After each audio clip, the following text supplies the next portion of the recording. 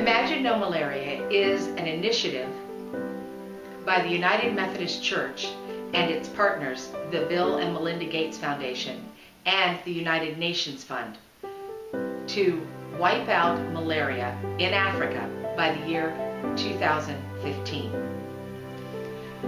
Throughout its history, the United Methodist Church has believed that your faith needs to be put into action. And the Imagine No Malaria initiative is one of the ways that we seek as United Methodists to alleviate suffering in the world. Very few cases are reported in the United States today, and most of those are people coming from other countries who already have the disease.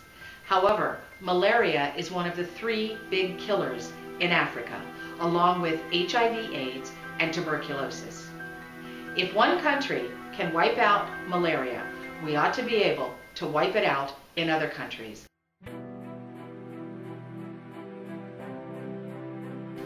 I was interested in helping with the Imagine No Malaria initiative, and so I put the word out through our church to see if anyone else was interested.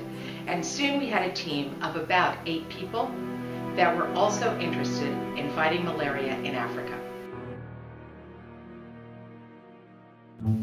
And then Alicia Jocelyn came up with the idea of having a run. She herself is a runner, and she has been in lots of 5Ks that raise money for charity.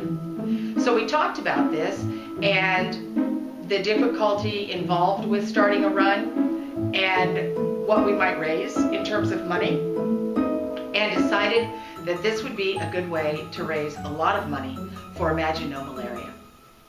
To generate enthusiasm for the bug run, we used signs in people's yards.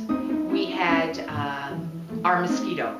It was a young man who dressed up in a mosquito costume, and he was at all of our publicity and fundraising events, and he even ran in the Beat the Bug Run. The course started near the courthouse on Market Street and Church.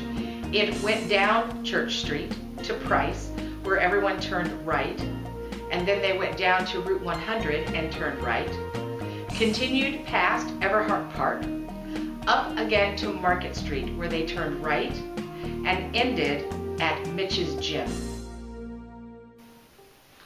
There was a lot of work that went into the planning, the Beat the Bug Run, and the whole team was hopeful that it would be successful, but we weren't really sure how well we would do in terms of raising money and even how many people would come and run the race or walk. So we were really excited when we had over 120 people register for the race. And we received enough donations and sponsorships to completely offset the cost of running the race. So everyone's registration fee of $20 went to support Imagine No Malaria. And when the race was completed, and all of the monies that we owed to various organizations for publicity and the running store for running the race, when those monies were paid out, we found that we had collected $6,000 for Imagine No Malaria. And if all of that money just went to nets, that would mean 600 families would be protected from malaria, because 600 nets could be purchased with $6,000.